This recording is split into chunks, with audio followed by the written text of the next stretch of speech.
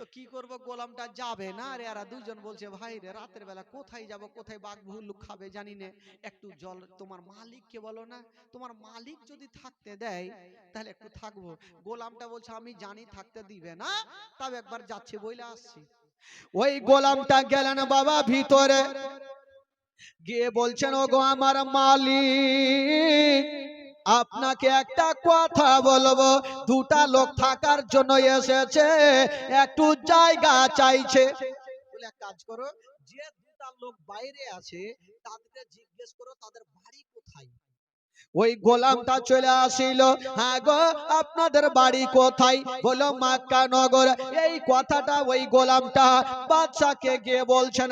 বাদশা চেয়ারে বসে আছেন, বলছেন ওগো বাদশা নামদার, যেই দুইটা লোক এসেছে ওই দুইটা লোকের বাড়ি হইল মক্কা শরীফে।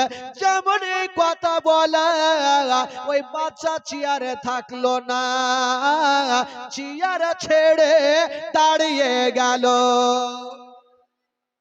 মক্কা নগরের কথা শুনে বাদশা চেয়ার থেকে দাঁড়িয়ে গেল। গোলামটা চিন্তা করছে, কারেন্টে হাত দিলে শর্ট মারে, এই মক্কার কথা বলে আমি দাঁড়াইলো কেন, কারণটা তো কিছু বোঝা যায় না। এই চট করে বলে এক কাজ করো, যে দাঁড়িয়ে আছে জিজ্ঞেস করে তার নামটা কি। গোলামটা গিয়ে বলছে না হ্যাঁ গো আপনার নাম কি বলো। বলছে আমার নাম হলো আবু বকর সিদ্দিক। এই কথাটা বাদশাকে গিয়ে বলছেন ওগো বাদশা নামদার, যেই লোকটা দাঁড়িয়ে আছে তাদের মধ্যে একজনের নাম হলো আবু বকর। যেমনই আবু বকরের নামখানা শুনেছে ওই বাদশা চেয়ার থেকে দূরে চলে গেছে। গোলামটা চিন্তা ভাবনা করছে, কারণ তো কিছু বোঝা যায় না। বাদশা কি বলে মক্কার নাম নিলাম, চেয়ার থেকে দাঁড়ালো, আবু বকরের নাম নিলাম, চেয়ার থেকে দূরে গেল, এখন যে উঠে যাবে জানি না। এবার ওই বাদশা বলল ওরে গোলাম দেরি করো না, তাড়াতাড়ি করে যাও আর দুটা লোককে ইমার্জেন্সি ভিতরে ডাকো। গোলামটি একে বলছে হুজুর আপনাদেরকে ভিতরে ডাকছি। তো আবু বকরের সাথে যে লোকটা ছিল বলছে হুজুর আমি যাব না। বলে কেন? যে বাদশা জীবনে বাহিরে জায়গা দেয় না ও ভিতরে ঢাকছে, তার মানে মার্ডার করবে, আমি যাব না। বলে দূর পাগলা, ডাকছি চল। ভিতরে চলে গেছে না বাবা, আবু বকর নিচে বসতে যাবে, বাদশা বলল ও আবু বকর তোমাকে নিচে বসতে হবে না, তোমার জন্য এই ভিআইপি চেয়ার খানা ছেড়ে দিলাম, তুমি চেয়ারে বসো। আবু বকর চিন্তা ভাবনা করছে, খাতির বাতির কেনা করছে, কোন রকম তো চেয়ারে বসেছে। বাদশা বলল কে আছো গো, তাড়াতাড়ি করে যাও আর সুন্দর করে ওই বিছানা বিছিয়ে দাও, ফুল নিয়ে সাজিয়ে দাও, ভালো চাদর দিয়ে দাও। বাবা গো ভালো বিছানা করে দিয়েছেন, আর বলছেন ও গো আবু বকর তুমি যাও ওই ভিআইপি বিছানায় চলে যাও। আবু বকর সঙ্গের সাথীকে নিয়ে ওই বিছানায় চলে গেছেন। আবু বকরের সাথে যে লোকটা ছিল উচ্চট করে ভিতর থেকে দরজা লাগিয়ে দিয়েছে। আবু বকর বলছে আরে দরজা কিনে লাগালি? বলছে হুজুর মনে পড়লো একটা কথা তার জন্য লাগাইনি। বলে কি কথা? বলে হুজুর যখন কুরবানির চাঁদ উঠবে গরুকে কত আদর যত্ন করবে, গোসল দেওয়াইবে, ফুল দিয়ে মালা পড়াইবে, সকাল যখন হইবে হুজুর এখন আদর করছে, সকাল হইলে কুরবানি করবে। কথা চলছে আর ওইদিকে বাদশা বলল যাও ওই আবু বকরকে ডাইকা আনো। ওই গোলামটা দরজা খটখটাইছে। আবু বকরের সাথে যে লোকটা ছিল বলল হুজুর দেখেন ইসরাইল চলে আইলো, ইসরাইল চলে এসেছে। হুজুর আমি দরজা খুলবো না। বলে আর খুলো। আমি খুলবো না। ওই লোকটা কোনো মতে দরজা খুলতে যাবে না। আবু বকর গেল দরজাটা খুলেছে। দরজা খুলে ওই গোলামটা দেখছে দুটা লোক ছিল, একজন আছে আর একটা কই। ওই লোকটা ভয়ে চোখের তলে ঢুকে গেছে। ভাবছে আমি যাব না। আবু বকর বলছে কোনটা আছিস? বলে হুজুর আমি যাব না, আগে আপনি যান। আগে আপনাকে কুরবানি করবে, হয়তো তারপরে ডাকবে। এই ফাঁকে একটু সুযোগ পাবো, ফাঁকা পাইলে ভাই গে যাবো। আবু বকর বলছে ঠিক আছে। ই আবু বকর তো চলে গেছে ভাই, গোলামটা ভিতর থেকে আবার দরজা লাগিয়ে দিয়েছে, চলে তো গেল। আহ, বাদশাহ কি করলেন, আবু বকরকে সিদ্দিককে কি বলছেন দেখেন।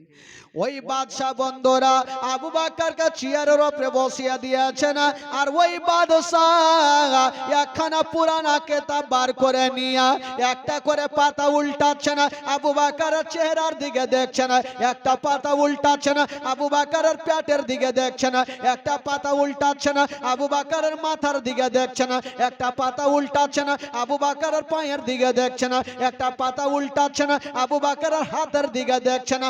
আবু বকর বলছেন ওগো বাদশাহ, আপনি একটা করে পাতা উল্টাচ্ছেন না, আমার চেহারার দিকে দেখছেন কেন? এর কারণটা কিছু বোঝা যায় না। আপনি একটা করে পাতা উল্টাচ্ছেন, আমার দিকে দেখছেন কেন? ওই কি বলে বাদশাহ আল্লাহওয়ালা বলছে না, ও গো আবু বকর বলো, আচ্ছা বলো মক্কা নগরে মুহাম্মদ সাল্লাল্লাহু আলাইহি সাল্লাম বলে কেউ আছে? বলে হ্যাঁ আছে। আচ্ছা বলো তার মায়ের নাম কি আমেনা? বলে জি হুজুর। বাবার নাম কি আব্দুল্লাহ? বলে জি হুজুর। দাদার নাম কি আব্দুল মুত্তালিব? বলে জি হুজুর। চাচার নাম কি আবু তালেব? বলে জি হুজুর। ওই রায়ে বলছেন ও গো আবু বকর, এই যে আমাদের ধর্মের কিতাবে লেখা আছে, যার নামে হবে মোহাম্মদ, মায়ের নাম হবে আমেনা, বাবার নাম হবে আব্দুল্লাহ, চাচার নাম হবে আবু তালেব, আর কি বলে দাদার নাম হবে আব্দুল মুত্তালিব।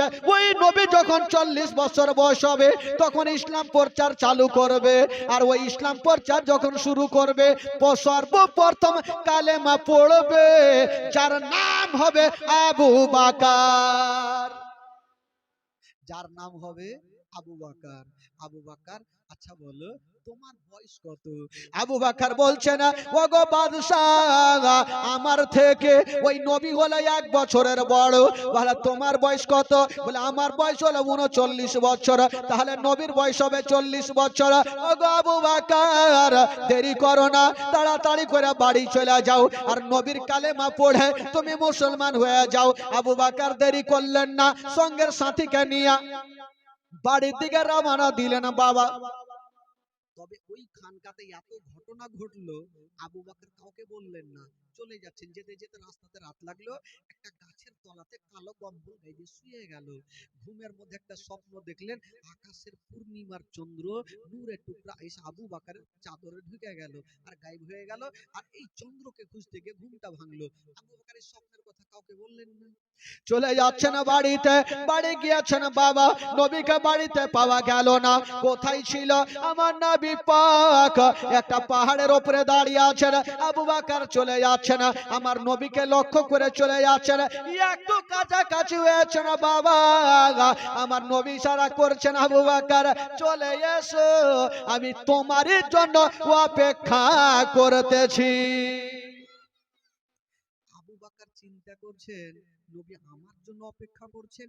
আবু বকর চলে গেল। আমার নবী বলছেন, আবু বকর আচ্ছা তুমি তো এসছো, আচ্ছা কলেমা পড়ে মুসলমান হয়ে যাও। আবু বকর বলছেন, ইয়া রাসূলুল্লাহ কলেমা তো পড়বো, তার জন্য এসেছি। আপনি হচ্ছেন দোজাহানের বাদশা, আপনি হচ্ছেন নবী, নবী গো একটা কিছু মুজিজাগুলা দেখান, তারপরে কলেমা পড়বো। আমার নবী বলছেন, আবু বকর আমি কি তোমাকে শোনাবো? পা থেকে মাথা পর্যন্ত ওই খানকার রাহিব তোমাকে সব বলে দিয়েছে, আমাকে কেন জিজ্ঞাসা করো? আবু বকর চিন্তা করছে, রাহিব বাদশা আমাকে এত কথা বললো, নবী মক্কাতে বসে জানলে কি করে? হ্যাঁ, আমার নবী বলছে, আবু বকর সত্যি বললাম তো? বলে হ্যাঁ রাসূলুল্লাহ। এবার তুমি কলমা পড়ে নাও। আবু বকর বলছে, নবী গো পড়বো, একটা কিছু বলেন না, ঈমান তাজা হয়ে যাবে। ঠিক আছে বলে দিয়েছি। আমার নবী বলছেন, আবু বকর ওই বাচ্চার কাছ থেকে আস্তে আস্তে রাস্তাতে তোমার রাত্রি লাগলো, একটা গাছের তলাতে কালো কম্বল গায়ে দিয়ে শুয়ে গেলে, একখানা নূরের টুকরা তোমার চাদরের মধ্যে ঢুকেছিল, ঢুকে কোথায় গায়েব হয়েছিল? এই স্বপ্ন দেখেছো কিনা বলো? যেমন এই কথা বলা আবু বকর কাঁপতে আরম্ভ করলো। আল্লাহ গো এটা না হয় আল্লাহওয়ালা রহে বলল, এটা কেউ বলেনি, আমি জানি, আমার মন জানে, সত্যি নূরের টুকরা এসে আমার চাদরের মধ্যে ঢুকে গেল। এটা খবর জানলো কি করে? ইনি হবে শেষ জামানার নবী। আবু বকর বলছেন ইয়া রাসূলুল্লাহ ইয়া হাবিবাল্লাহ নবী গো, আমি আবু জেহেলের কথা শুনবো না, উতবা সাহেবের কথা শুনবো না, আবু লাহাবের কথা শুনবো না। ইয়া রাসূলুল্লাহ আপনার মধুমাখা কালেমা শরীফ আমাকে পড়িয়ে দিন। আমার নবী মুস্তাফা সঙ্গে সঙ্গে বাবা গো মধুমাখা কালেমা শরীফ আবু বকরকে পড়িয়ে দিলেন। লা ইলাহা ইল্লাল্লাহ, জোরে লা ইলাহা আকলা ইলাহা ইল্লাল্লাহ, আকলা ইলাহা আকলা ইলাহা ইল্লাল্লাহ মুহাম্মাদুর রাসূলুল্লাহ সাল্লাল্লাহু আলাইহি ওয়াসাল্লাম। আল্লাহুম্মা সাল্লি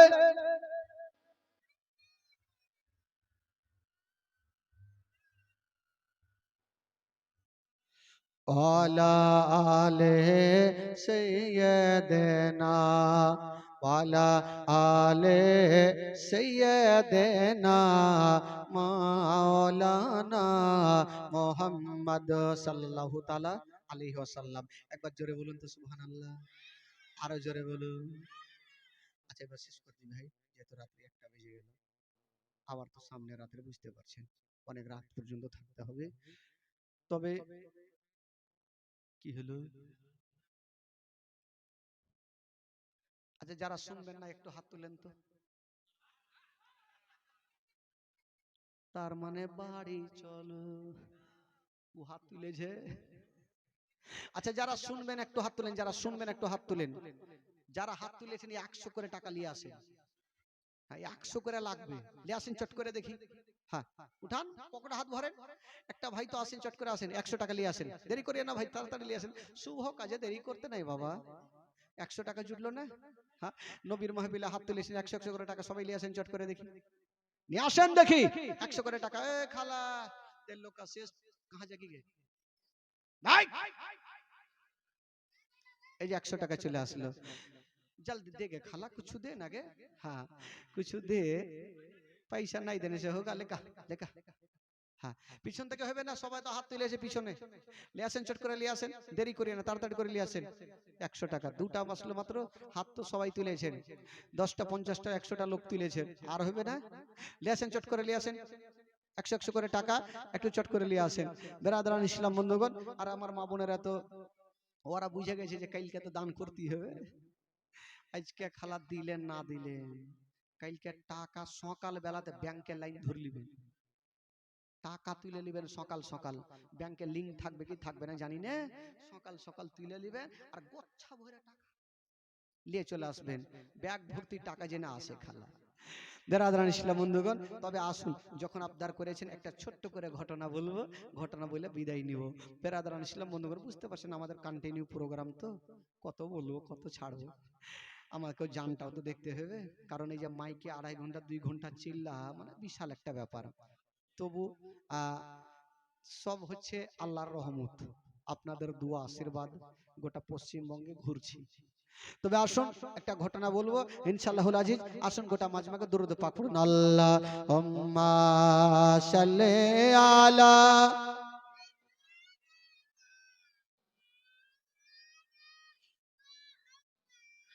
ওয়ালা আলে সাইয়্যিদিনা ওয়ালা আলে সাইয়্যিদিনা মাওলানা মুহাম্মদ সাল্লাল্লাহু তাআলা আলাইহি ওয়াসাল্লাম। একবার হাত তুলে বলুন তো সুবহানাল্লাহ, গোটা মাজমা বলুন ইয়া রাসূলুল্লাহ। টাটকা হয়ে থাকবেন তাইলে না। হ্যাঁ বেরাদার বন্ধুগণ, এবার একটা দুঃখের বয়ান শুনেন, একটু কলেজা ফাটবে, চোখের পানি ঝরবে, মাগো একটু শুনেলেন। জীবনী বহু শুনেছেন মা, এই মৌলানা তাফাজ্জুলের জীবনী শুনে ঈমান তাজা হয়ে যাবে। যখন আবু বকর সিদ্দিক কালেমা পড়ে মুসলমান হলেন, আমার আল্লাহ বলছে নবী গো এবার তুমি ডাইরেক্ট ইসলামের দাওয়াত দাও, আর চুপে চুপে নাই, ডাইরেক্ট ইসলামের প্রচার করো। আমার নবী একদিন একটা পাহাড়ের উপরে উঠে একটা ডাক মারলেন। আজকাল যদি বিচার হয় তো বাড়ি বাড়ি গিয়ে বলতে হয়, কিংবা মাইকে বলতে হয়, বাড়ি বাড়ি গিয়ে বলতে হয় আজকে বিচার আছে সবাই চলে আসবেন। আগে তো ছিল না, একটা উঁচা পাহাড় ছিল, উঠে ডাক মেরে দিত, সবাই বুঝে যেত আজকে বিচার আছে, সবাই এক জায়গাতে চলে আসতো। তো সেদিন আমার নবী ডাক দিয়েছেন আর সবাই চলে এসেছেন। আহ, আমার নবী একটা পাহাড়ে দাঁড়িয়ে আছেন, আর এই রকম লোকজন চুপচাপ বসে আছেন, কেউ কোনো কথা বলে না, সবাই চুপচাপ বসে। আমার নবীর আপন চাচা, যার নাম কোরআনের পাতায় লেখা আছে আবু লাহাব, আবু লাহাব উঠে বলছেন ভাতিজা, আচ্ছা বলো, এই খালাই কথা বলিও না, খালি একটু দাঁড়ান। আবু লাহাব বলছেন ভাতিজা, আচ্ছা তুমি কেন ডেকেছো? কোনো কারণ তো আছে, তুমি কেন ডাকলে বলো। আমার নবী বলছেন চাচা গো, আমি বলবো, বলার জন্য তো ডেকেছি চাচা। আচ্ছা বলুন তো চাচা, আমি কোনোদিন আপনাদের মিথ্যা কথা বলেছি? সবাই বলল না, তুমি কোনোদিন মিথ্যা কথা বলোনি। বলে চাচা গো, আজকে একটা কথা বলে আপনারা মানবেন? সবাই বলে হ্যাঁ, কেন মানবো না, তোমাকে আলামিন বলে জানি, সত্যবাদী বলে জানি, তুমি যাই বলবে তাই মানবো। আমার নবী বলছেন চাচা গো, আমি যদি বলি যে পিছনে একটা দল শত্রু আপনাদের সঙ্গে মারামারি করতে চাই, এই কথা বলে আপনারা মানবেন? সবাই হাত তুলে বলছে হ্যাঁ ভাতিজা, তুমি যাই বলে মানো, সবাই মেনে যাব। আমার নবী দেখছেন আমার চাচার আমাকে এত মানা মানে, তবে ইসলামের দাওয়াতটা দিয়ে দিই, আর আমি প্রচার করে দিই, আমি হলাম শেষ জামানার নবী। আমার নবী বলছেন চাচা গো, আপনারা যখনই এতই মানা মানেন চাচা, তবে এটাও মেনে যান গো চাচা, আপনারা মূর্তির পূজা করা ছেড়ে দিয়া, চাঁদের পূজা করা ছেড়ে দিয়া, সূর্যের পূজা করা ছেড়ে দিয়া, চাচা গো এক আল্লাহকে মেনে নেন গো চাচা, যে আল্লাহ বিনা খুঁটির খাম্বার দাঁড়াতে আসমানটাকে ছাদের মতো করে রেখেছেন, আর জমিনটাকে বিছানার মতো বিছিয়েছেন। চাচা গো, আমি হলাম শেষ জামানার নবী, আমাকে নবী মনে মেনে নেন চাচা, কালেমা পড়ে মুসলমান হয়ে যান চাচা। মুখের কথা মুখেই থাকলো। আচ্ছা বলুন তো ভাই, আমার নবী ইসলামের দাওয়াত দিলেন, কোনো গালি দিয়েছেন ভাই?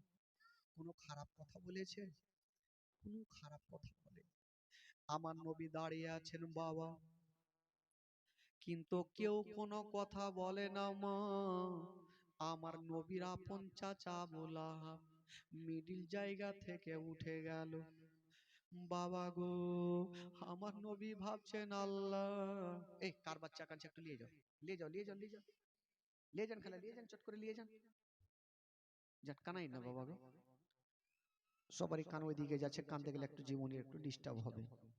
আমার নবী বলছেন, আমার চাচা হয়তো আমার মনের কথা বুঝতে পেরেছে, আমার চাচা হয়তো দাঁড়াচ্ছে, কিন্তু আবু লাহাব আমার নবীর কলমা পড়ার জন্য দাঁড়ায়নি, আমার নবীর দিকে আসলো না। আবু লাহাব যেন পিছনে উঠে চলে গেছে। আবু লাহাব মনে মনে বলল, আমার ভাইয়ের বেটা আজকে নিজেকে নবী দাবি করেছে, আজকে ভাতিজাকে আমি জিন্দা রাখবো না। হায়রে আবু লাহাব একখানা শক্ত পাথর নিয়েছে আমার নবীকে মারার জন্য, পাথরখানা পিছনে হাতটা করে চলে আসেন বাবা। হাজার হাজার লোকজন বসেছিল, আবু লাহাব ভাতিজার কাছে চলে আসে না। আমার নবীর মনের ধারণা, আমার চাচা হয়তো আমার মনের কথা বুঝেছে, আমার চাচা কলেমা পড়বে। আমার নবী ইশারা করে ডাকছে, চাচা গো চলে আসেন, কিন্তু বেরাদার আবু লাহাব কাছাকাছি হইল। যেমনই কাছাকাছি হইল মা, ওই পিছনের পাথরখানা নিয়া আমার নবীর দিকে নিশানা করে এত জোরে চালিয়ে দিয়েছেন বাবা, এত জোরে চালিয়েছেন বাবা, ওই পাথর কানা গতি বেগে ছুটে গেল। ওই পাথর কানা আমার নবীর হাতে লাগলো না, পায়ে লাগলো না, ওই পাথর কানা গিয়া আমার নবীর কপালে লেগে গেল। যেমনই কপালে লেগেছে মা, হায়রে আমার নবী দাঁড়িয়ে থাকতে পারলেন না, মা বলে যেন জমিনে পড়ে। যেমনই মা বলে পড়েছে, মার কথা মনে হয়ে গেল, আল্লাহ আজকে যদি আমার মা থাকতো, একটু কাপড় পুড়িয়ে আমার কাটা জায়গাতে লাগাতো, আব্বা যদি থাকতো আমাকে ডক্টরের বাড়ি নিয়ে যেত, আল্লাহ গো আমার আপন চাচা হয়ে আমাকে পাথর মেরে দিল। হায়রে আমার নবী পাক যেন জমিনে পড়ে গেছে না বাবা, আরে কপাল ফেটে গিয়া রক্ত যেন ঝরঝর করে ঝরা যায়। মা গো, একটা মুরগির গলা কাটলে যেমন রক্ত যায়, নবীর মাথা কপাল দিয়া ঝরঝর করে রক্ত ঝরে যাচ্ছে। আমার নবী রক্ত মাটিতে পড়তে দিচ্ছেন না, আমার নবী নিজের জামাতে রক্ত গুলাকে নিচ্ছে বাবা। হায়রে আমার নবীর সাদা জামা রক্ততে লাল লাল হয়ে গেল। কিন্তু কত কথা বলবো ভাই, এই ঘটনা যখন বয়ে বয়েছিলাম চোখের পানি ধরে রাখতে পারিনি মা। যখন আমার নবীকে পাথর মেরেছে সবাই পালিয়ে গেছে, কেবল দুটা লোক এখন পর্যন্ত পালায়নি। কে দুটা? একটা ছিল আবু জেহেল আর একজন ছিল নবীর চাচা আবু লাহাব। আবু জেহেল বলছে, ওরে আবু লাহাব, তুমি কেমন করে পাথর মারলে? এই এই, তুমি কেমন করে পাথর মারলে? এখনো তো নবী দুনিয়াটা ছাড়েনি। নবী মা মা বলে কাঁদতেছিল। আবু জেহেল বলছে, আবু লাহাব, নবীকে বাঁচিয়ে রাখা যাবে না, আরো নবীকে কষ্ট দিতে হবে। নবী কপালে হাতটা দিয়েছে, কপালের জায়গা দিয়ে ঝরঝর করে রক্ত পড়ে নবীর সাদা জামা যেন লাল লাল হয়ে গেল। হায়রে আমার নবী সহিতে পারে না, জমিনে পড়ে আছে মা। যেই নবী কোনোদিন অন্যায় কথা বলেনি, যে নবী কাউকে গালি দেয়নি, আজকে নবী আমার ডুবরে ডুবরে কাঁদছে। আবু জেহেল বলল, আবু কি বলে, আবু লাহাব, তুমি দেরি করো না, নবী কারো মারতে হবে, কষ্ট দিতে হবে, তুমি একটা গামছা নিয়ে চলে আসো। একখানা গামছা নিয়ে আসা হইল। ওই গামছা খানা কি করেছিল মা, আবু জেহেল দৌড়িয়ে গেল, নবী জমিনে পড়ে কাঁদছিল, আর আবু জেহেল ওই গামছা খানা নিয়ে আমার নবীর গলাতে এই মতো ফাঁস দিয়েছে বাবা। আর বলছে, ওরে আবু লাহাব, তুমি একদিকে টান দাও, আমি একদিকে টানবো, নবী কষ্ট পাবে, তখনই নবী ইসলাম প্রচার করা ছাড়বে। আবু লাহাবের ময়া হইল না, দয়া হইল না, ভাতিজা বলে একটু দিলটা কাঁপলো না। আবু লাহাব একদিকে ধরে টান দিতে লাগলো, আবু জেহেল একদিকে টান দিতে লাগলো। আমার নবী, বাবা গো, কাউরি গলা যদি চাপা যায় মা, দেখবেন চোখের গোড়া অন্ধকার হয়ে যাবে। আমার নবী কথা বলতে পারে না, যখন টান দিচ্ছেন বাবা, আমার নবী ইশারা করছে হাতের, চাচা গো ছেড়ে দাও, চাচা আমি আর সহ্য করতে পারি না। আবু জেহেল বলছে, ভাতিজা রে, আমি তোমাকে জিন্দা রাখবো না। হায়রে নবী মুস্তাফা, যেই নবীর নাম বলে আসমান জমির সৃষ্টি হতো না, যেই নবীর নাম বলে পাহাড় পর্বত সৃষ্টি হতো না। ওই নবী পাক বাবা গো চাচাকে ইশারা করে বলছেন, চাচা গো আমাকে ছেড়ে দেন চাচা, আমার দুনিয়াটা অন্ধকার হয়ে যাচ্ছে চাচা। আবু লাহাবের দিলে ময়া হয়নি, আমার নবীর গলাতে ফাঁস দিয়ে যখন এত জোরে টানছে ভাই, আমার নবী আর সহ্য করতে পারে, কে আমার নবীকে বাঁচাবে? দূর থেকে আবু বাকার সিদ্দিক, নবীর কালমা পড়নেওয়ালা আবু বাকার, দূর থেকে দেখে নিয়ে দৌড়িয়ে চলে আসলো, দুইজনকে দুই দিকে ছুটিয়ে দিল, দুইজন চলে গেছে, আর আবু বাকার আমার নবীকে টেনে বুক খানে লাগিয়েছে। আমার নবী বলছে, কে আছো গো, আমাকে বুকে কে লাগালে বলো। আমার মা নেই যে আমার মা আমাকে বুকে লাগাবে, আমার আব্বা নেই আমার আব্বা আমাকে বুকে লাগাবে, আজকে কে আমাকে বুকে লাগিয়েছো? আবু বকর বলছেন, ইয়া রাসূলুল্লাহ, ইয়া হাবিবাল্লাহ, নবী গো, আমি আপনার কলমা পড়নেওয়ালা আবু বকর, আপনাকে বুকে লাগিয়েছি। আবু বকরকে আমার নবী বলছেন, আবু বকর রে, আবু বকর আমি সহ্য করতে পারি না। আবু বকর রে, আমার কপাল থেকে রক্তটা বন্ধ হয় না। আবু বকর তুমি হাতখানা দাও। আবু বকর নিজের হাতখানা আমার নবীর কপালে দিয়েছে, কিন্তু হাতের ফাঁক দিয়ে টস টস করে যেন আবার রক্ত ঝরে যাচ্ছে। আবু বকর বলছেন, ইয়া রাসূলুল্লাহ, আপনার রক্ত বন্ধ হয় না। আবার চেপেছেন, বাবা রক্তটা বন্ধ হইল। আমার নবীকে আবু বকর বুকে নিয়ে আছেন। আল্লাহ গো, আল্লাহ গো, আমি নবীর কষ্ট সহ্য করতে পারি না।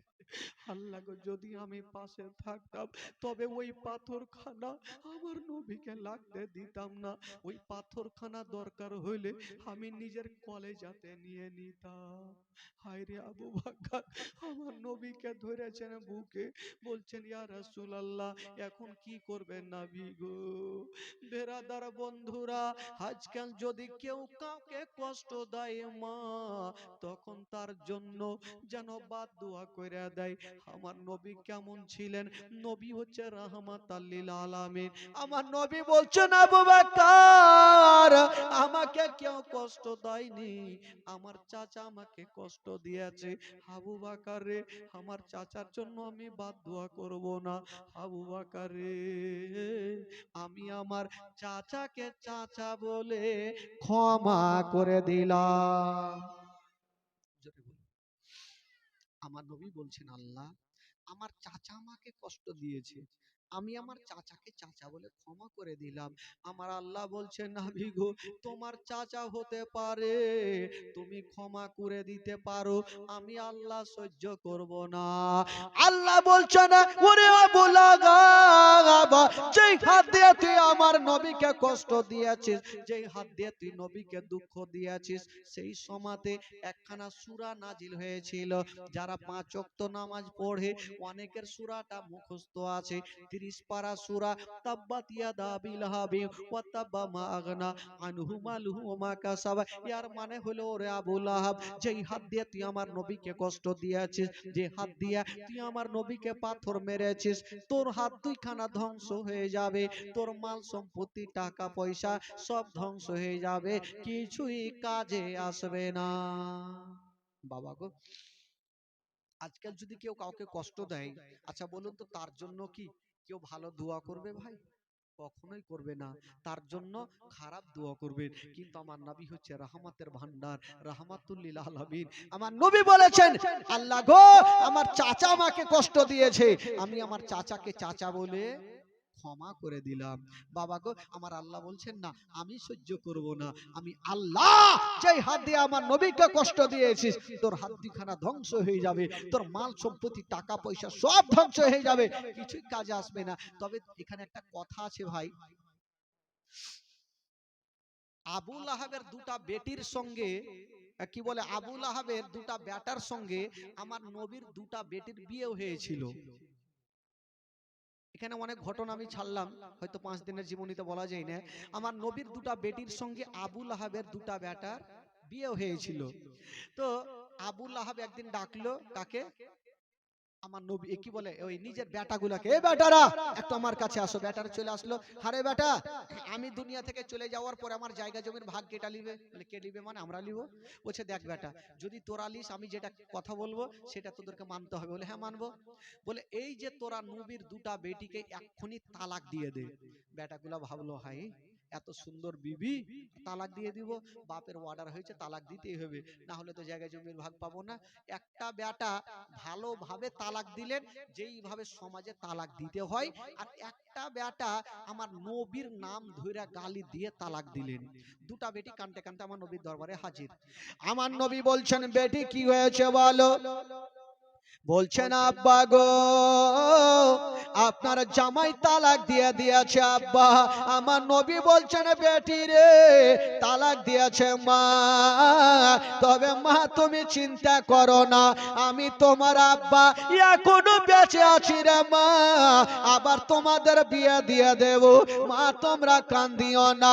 বাবা গো, এই কথা বলে দোনো বেটিকে সান্ত্বনা দিয়ে রেখেছেন বাবা। দোনো বেটিকে সান্ত্বনা দিয়ে রাখলেন। তবে আমার নবী লক্ষ্য করে দেখছেন, একটা বেটি সব সময় হাসি খুশি, আর একা বেটির চোখের পানি শুকাই না, কেন জানে সব সময় কাঁদছে। আমার নবী ডেকে বলছেন, আরে বেটি, তোকে তালাক দিয়েছে মা, তার জন্য কি তুই কাঁদছিস? বেটি বলছেন, আব্বা গো, সেটার জন্য আমি কান্দি না। আব্বা গো, আমাকে তালাক দিয়েছে, আমার কোনো দুঃখ নাই, কিন্তু যখন তালাক দিয়েছিল আপনার নাম ধরে গালি দিয়ে তালাক দিয়েছিল, এই গালিটা যখন আমার মনে চলে আসে তখনই আমার চোখ দিয়ে পানি ঝরে। আমার নবী কাউরের জন্য বাদদুয়া করে না। সেদিন আমার নবীর জবান থেকে একটা কথা বেরিয়ে গেল, বেটিরে যাও যাও রে বাঁচাও, আমাকে যে গালি দিয়েছে, তোমাকে যে তালাক দিয়েছে, ওই ব্যক্তিকে একটা জঙ্গলের বাঘে ধরে খাবে। আচ্ছা বলুন, আমার নবীর যে জবান থেকে যেই কথাটা বের হবে সেটা পূর্ণ হবে কি হবে না ভাই? আরো জোরে বলুন, হবে কি হবে না? আমার নবীর জবান থেকে বেরিয়ে গেল, আবুল আহাবের বেটাকে একটা জঙ্গলের বাঘে ধইরা খাবে। বাবা গো, ঠিক এই কথাটা আমার নবী যা বললেন, এই কথা আবুল আহাবের কানে চলে গেল। আবুল আহাব মনে মনে করলো, আমার ভাতিজা তো যেটা কথা বলে হয়ে যায়, আমি জিন্দেগিতে বাঘকে আমার বেটাকে খাইতে দিব না। তুই কতদিন আলমারিতে ভরে রাখবি, রাখ না, জিন্দেগিতে বাঘ ছাড়বে না। দুনিয়ার কথা মিথ্যা হবে, আমার নবীর কথা মিথ্যা হবে না। বাবা গো, আমার নবী পাক সাহেবে লাউলাকের মুখ থেকে যেটা কথা বেরিয়ে গেছে সেটা পূর্ণ হবেই হবে। তবে আবুল আহাবের বেটাকে কি করে বাঘে খেয়েছিল কালকে বলবো ভাই, আজকার বলবো না। বেরাদার বন্ধুগণ, হায়াত বাকি, মুলাকাত বাকি, সকলে দাঁড়িয়ে যান আর সালাত ও সালাম পড়ুন। ইয়া নবী সালাম, ইয়া রাসূল, ইয়া হাবিব সালাম।